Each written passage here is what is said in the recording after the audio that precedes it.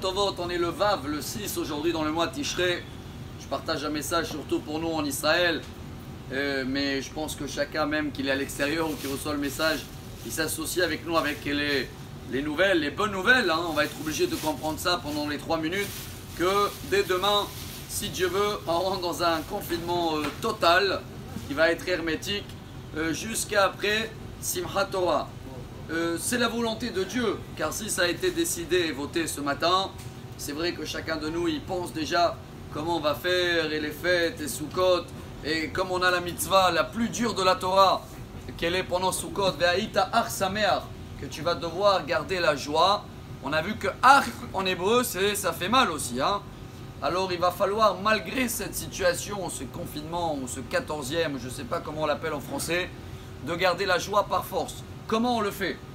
La paracha qu'on vient de lire nous donne la réponse. Si vous vous rappelez bien, avant-hier on a parlé de la patience qui est très important. Hier on a parlé des bénédictions, les 100 bénédictions qu'il faut les faire avec tout le cœur. Et bien la troisième phrase dans la paracha, Hatzur tamim paolo, kichol derachav mishpat, el emuna ve'en avel, tzaddik ve'yasharu. Je vais essayer de te traduire. Hatzur, c'est vrai que c'est un rocher, silex, mais ça représente Tzur Israël. Même dans l'indépendance d'Israël, à 48, ils ont utilisé ce mot-là. Ils ne voulaient pas mettre Dieu, parce qu'au début, ils ne savaient pas comment le pays va se développer de côté religion. Ils ont mis le Tzur, comme un rocher. Tamim Paolo, tout ce qui fait Dieu, c'est intègre. Kichol deracham mishpat. Tous ces chemins, c'est la justice mélangée avec de la bonté. Mais nous, on ne comprend rien. Tous les jours, on le dit. C'est la phrase très connue, Shema Israël, écoute Israël. Hachem Elokenu. Hachem, c'est la bonté. Ça représente le comportement de Dieu, la miséricorde, l'abondance. Et Elokim, c'est la rigueur. Mais nous, on dit tous les matins, Hachem Elokenu, Hachem Echad. Les deux, ça forme un seul chemin pour que nous, on va terminer, j'espère, méditer pendant ces 2 semaines sur cette phrase, sur cette histoire-là.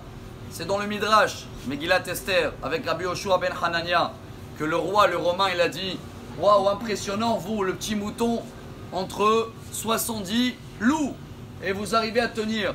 Il a dit, c'est pas la mouton qui est fort, c'est le berger qui est fort. Si c'est le mouton, on pense que c'est nous, un jour les loups, ils vont nous manger. Si on arrive à comprendre dès aujourd'hui, et je pense que c'est ça le message, que tout vient de lui, c'est lui qui l'a amené cette situation, celui qui va nous enlever, ça suffit de croire qu'on a des solutions pour quoi que ce soit, car on les a pas. Si on va vivre avec provisoirement pendant Sukkot, à partir de demain, Bezrat Hashem, on a passé beaucoup plus. Hein. On va passer ça aussi. On va tous se retrouver pour une bonne signature pour nous tous. Hein. Khatima Tova, Besorot Tovot et Shana Tova. Chauffard du jour.